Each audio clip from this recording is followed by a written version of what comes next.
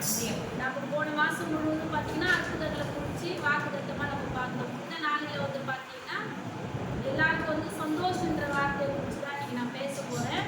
எல்லாரும் என்ன பண்ணல, வாழ்க்கையில சந்தோஷன்றது வந்து எல்லாருக்குமே கிடைக்கும்னா அது கிடைக்காது. ஆனா வந்து பார்த்தீங்கன்னா சந்தோஷம் கிடைக்கணும்னா நம்ம அனுதினமும் தேவனுக்குள்ள இருக்கும்பொழுது, தேவனை சார்ந்து வாழும்போது அது நம்மளுக்கு எப்படி கிடைக்கும்னா, அவரை சார்ந்து இருக்கிற ஒவ்வொரு பிள்ளைகளும் எப்படி இருப்பாங்களா, சந்தோஷமா இருப்பாங்க. நிந்தைகள் வரட்டும், போராட்டங்கள் வரட்டும், பிரச்சனைகள் வரட்டும், பாடுகள் மத்தியில கூட அவர் கொடுக்கிற சந்தோஷம் நிரந்தரமானதா இருக்கும். அதுதான். ஆனா வந்து பாத்தீங்கன்னா அந்த சந்தோஷம் வேணும்னு சொல்லிட்டு எல்லாரும் எங்கெல்லாம் போவாங்க, கோவிலுக்கு போவாங்க, சொல்ற இடத்துக்கெல்லாம் போவாங்க. இங்க போனா அவங்களுக்கு என்ன கிடைக்கும், சந்தோஷம் கிடைக்கும். இங்க போனா அவங்களுக்கு நிம்மதி கிடைக்கும். நிறைய பிள்ளைகள் என்ன பண்ணாங்க, சந்தோஷம் இல்லாம நிம்மதி இல்லாம இந்த நாட்களில கூட வாழ்கிறவர்கள் அநேகர். ஆனாலும் தேவன் இந்த நாளில கூட நம்மளை எப்படி வச்சிருக்கிறாரு, சந்தோஷமா வச்சிருக்கிறோம். எல்லார் வாழ்க்கையிலும் குறைவுகள் இருக்கும் தான், எல்லார் வாழ்க்கையும் நிறைவா என்ன பண்றாரு, ஒவ்வொரு மாதமும் நடத்துறாரு.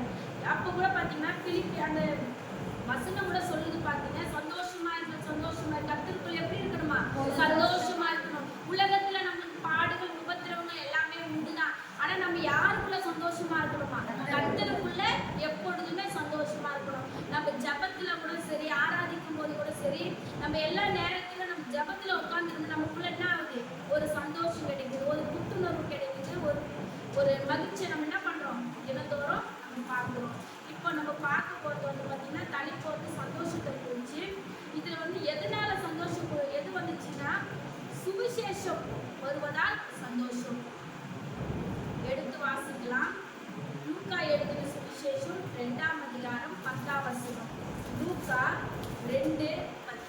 தேவதூதன் அவரை நோக்கி, பயப்படாதிருங்கள், இதோ எல்லா ஜனத்துக்கும் மிகுந்த சந்தோஷத்தை உண்டாக்கும் நற்செய்தியை உங்களுக்கு அறிவிக்கிறேன். ஆமென். இந்த இடத்துல வந்து பார்த்தீங்கன்னா ரட்சகராக இயேசு என்ன பண்றாரு, இந்த பூமிக்கு வந்தாரு. அப்போ வந்து பார்த்தீங்கன்னா அப்ப எல்லாருமே என்ன பண்றாங்க, தேவன் வந்து யோசேப்புக்கு தரிசனமாகி என்ன பண்றாரு, மரியாளுக்கு குழந்தை பிறக்க போகுது, அவளை என்ன பண்ணாரு, அவரை சேர்த்துக்கொள்ள என்ன பண்ணக்கூடாது, நீ ஐயப்படாத அப்படின்னு சொல்லிட்டு அந்த நாட்களில் என்ன பண்றாரு, தேவன் வந்து யோசேப்போடு கூட பேசுறாரு. அப்ப யோசேப்போடு கூட பேசும்போது எல்லாருக்கும் சந்தோஷம் ஒண்ணுன்னா, அப்ப எல்லாருக்கும் ஒண்ணு கிடைக்கணும்னா அப்படிங்க என்ன நடக்கும், ஒரு அற்புதம் நடக்கும் போது, அப்போ இந்த பூமி உலகம் முழுவதும் படைத்து ஆண்டு அந்த நாட்கள்ல பாத்தீங்கன்னா சந்தோஷம் கிடைக்கணும், எதனா கிடைக்கணும்னா என்ன பண்ணுவாங்க, அந்த கோயில் குளம் அந்த மாதிரி தான் போவாங்க. ஆனா இந்த நாட்கள்ல வந்து பாத்தீங்கன்னா சமாதானத்தை கொடுக்கிறவர் நம்மளோடு கூட இருக்கிறார், சந்தோஷத்தை கொடுக்கிறவர் நம்மோடு கூட இம்மட்டுமா ஜீவிக்கிறார். அப்போ கூட பாத்தீங்கன்னா இந்த ஜனங்களுக்கு என்ன பண்ணுது, அங்க மேய்ப்பர்கள் அப்புறம் ஞானிகள் வராங்க, தேவ தூதர்கள் எல்லாருக்கும் என்ன கிடைக்கிறாங்க, ஒரு சந்தோஷத்தை தேவன் கொடுக்கிறார். அதுல அந்த 10ஆவது வசனம் சொல்லுது, 2:10.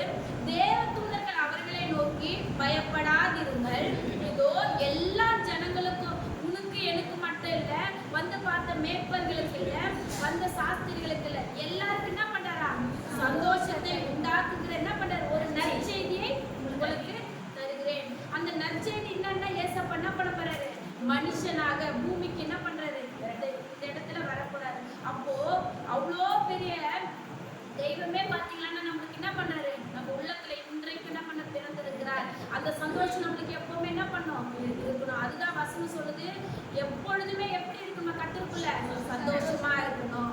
அது மாத்திரம் இல்ல, அதுவே லூக்கா மத்தேயு 2:10 கூட பாத்தீங்கன்னா,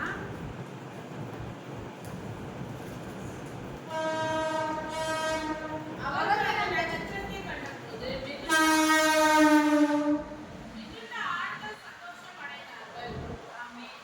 அவர்கள் அந்த நட்சத்திரத்தை கண்டு அவங்க என்ன பண்றாங்க, சாஸ்திரிகள் வராங்க, ஏரோது ராஜா என்ன பண்றாரு, இங்க வந்து ஒரு ராஜா பிறந்திருக்கிறாருமே, ஒரு யூதருக்கு பிறந்த ராஜா என்ன பண்றாரு, அவர் பிறந்திருக்கிறாருமே, அவரை பார்க்க நாங்க என்ன பண்ணிருக்கிறோம், வந்திருக்கிறோம், அவரை நாங்க பார்க்க வந்திருக்கிறோம், அவரை காட்டுங்க அப்படின்னு சொல்லிட்டு வரும்பொழுது யோரத் என்ன பண்றாரு, தந்திரமா யோசிக்கிறாரு. அப்போ வந்து அவங்களுக்கு வழிகாட்டியா யார் வருது, நட்சத்திரம் வருது, தேவன் அவர்கள் மூலியமா. அப்போ அவங்களுக்கு அந்த வழி தெரியாத நேரத்துல கூட நட்சத்திரம் என்ன பண்ணுது, ஒரு வழிகாட்டியா இருக்குது. அப்போ அவங்களுக்கு என்ன ஆகுது பாத்தீங்கன்னா, அவர்கள் அந்த நட்சத்திரத்தை கண்ட பொழுது எப்படி இருக்கிறாங்களா, மிகுந்த சந்தோஷம் அடைந்தார்கள் என்று என்ன பண்ணுது வேதம் சொல்லுது.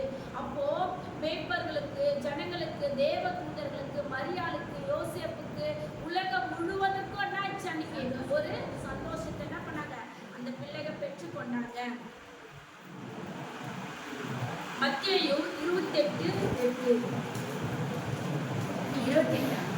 28:8 அவர்கள் பயத்தோடு மகா சந்தோஷத்தோடும் கல்லறையை விட்டு சீக்கிரமாய் புறப்பட்டு அவருடைய சீஷர்களுக்கு அறிவிக்க ஓடினார்கள். ஆமென். இதுல வந்து பாத்தீங்கன்னா ஓய்வு நாள் வாரத்தின் முதலாம் வசனம் படிக்கும்போது தெரியும்.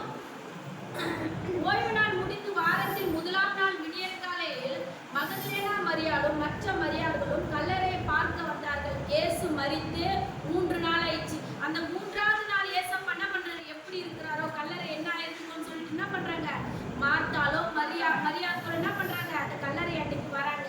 அப்போ அந்த கல்லறை அண்டை வந்து நிற்கும் பொழுது அந்த பிள்ளைகளுக்கு என்ன பண்ணுது, தேவதூதர் என்ன பண்றாரு, அந்த இடத்துல தரிசனம் ஆகுறாரு. அதுதான் அந்த 8வது வசனம் சொல்லுது, அவர்கள் பயத்தோடும் மகா சந்தோஷத்தோடும் கல்லறையை விட்டு சீக்கிரமா என்ன பண்ணாங்களா, புறப்பட்டு போனாங்க. அப்போ வந்து பாத்தீங்கன்னா அவங்க தேடவும் தான் அந்த இடத்துல என்ன ஆயிடுச்சு, சந்தோஷம் கிடைச்சிச்சு. அவரை கல்லறையில வச்சுட்டுமே 3 நாள் ஆயிடுச்சு, அவர் வீட்டுக்கு எழுந்தாரா, என்ன ஆச்சு ஏதாச்சு என்ன பண்ணாங்க, ஒரு பயத்தோடு கூட அங்க வந்தாங்க. பயத்தோடு வந்தவங்களுக்கு தேவன் என்ன கொடுத்தாரு, ஒரு சந்தோஷத்தை கொடுத்தாரு. அது தேவதூதர் மூலமா அந்த பிள்ளைகளுக்கு அந்த இடத்துல வந்து பார்த்தீங்கன்னா மரியாளுக்கும் மார்த்தாளுக்கும் மற்ற எல்லாருக்கும் என்ன ஆயிடுச்சு, அந்த இடத்துல சந்தோஷம் கிடைச்சிச்சு. அதுவே வந்து பாத்தீங்கன்னா லூக்கா 24:41 என்ன சொல்லுது,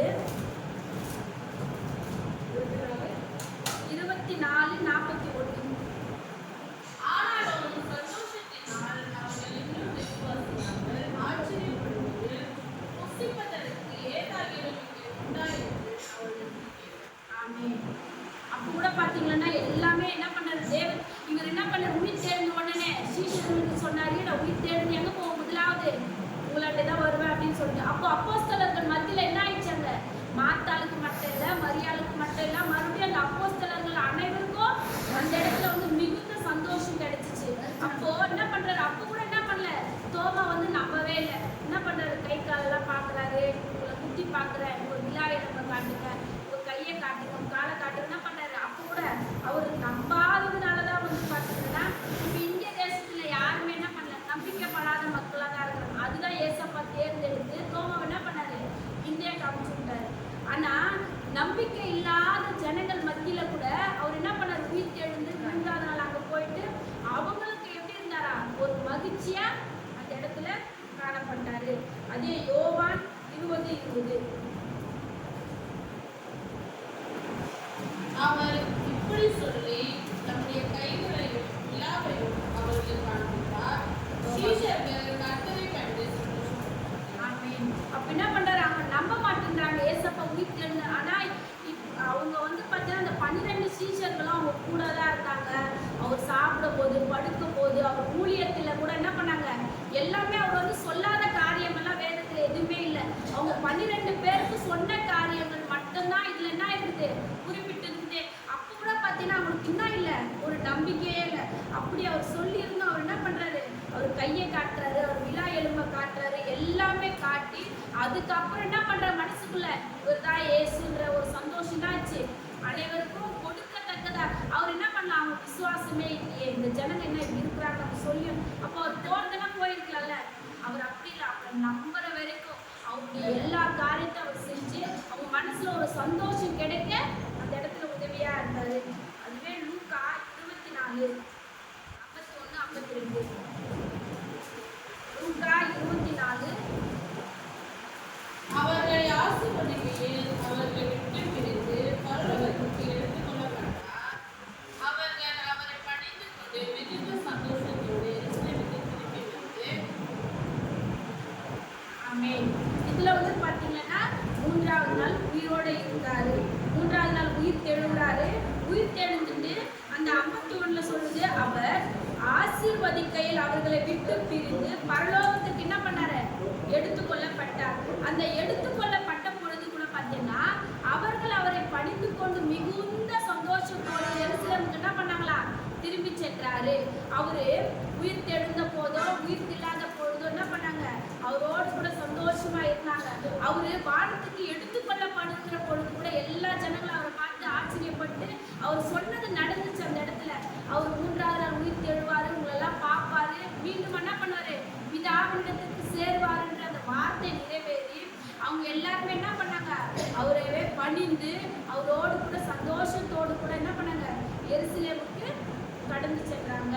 இந்த நாளையில கூட பார்த்தீங்கன்னா சந்தோஷன்றது வந்து பார்த்தீங்கன்னா எல்லாருக்கும் கிடைக்குன்னா கிடைக்காது. நம்ம கர்த்தருக்குள்ள எப்பொழுதுமே சந்தோஷமா இருக்கணும். அந்த சந்தோஷன்றதை வந்து நம்மளாதான் வந்து என்ன பண்ணோம், ஒவ்வொரு நாளும் நம்ம தேவனுக்குள்ள புதுப்பிக்கப்படுத்தும் போது அப்போ நம்மளுக்கு என்ன கிடைக்கும், சந்தோஷம் கிடைக்கும். ஒரு சந்தோஷம் கிடைக்கணும்னா நமக்குள்ள என்ன ஒரு மாற்றங்கள் வரணும். நம்ம புதிய வருஷத்தை என்ன பண்றோம், இப்போ கடந்து வந்திருக்கிறோம். நம்ம இன்னும் பழைய காரியங்களே குறித்து பழையதே நம்ம யோசிக்கும் பொழுது சந்தோஷம் உள்ளத்துல வரும்னா வரவே வராது. நம்ம வந்து புதுசா யோசிக்கணும், புதிய காரியம். இப்போ இது வரைக்கும் எப்படி போகணும், இது வரைக்கும் எப்படி பார்க்கணும், அது மாதிரி இல்லை. மீண்டுமா தேவனுக்காக என்ன பண்ண போறோம், வைராக்கியமா என்ன செய்ய போறோம், அப்படி ஒவ்வொரு காரியமும் நம்ம புதுசா யோசிக்கும் போது தேவன் நம்ம என்ன பண்ணுவாரு, உள்ளத்துல பிறப்பாரு. இந்த நாளையில கூட பார்த்தீங்கன்னா மேய்ப்பர்களுக்கு, தேவதூதர்களுக்கு, சாஸ்திரிகளுக்கு, மரியாளுக்கு, யோசேப்புக்கு, அப்போஸ்தலர்களுக்கு, அவருடைய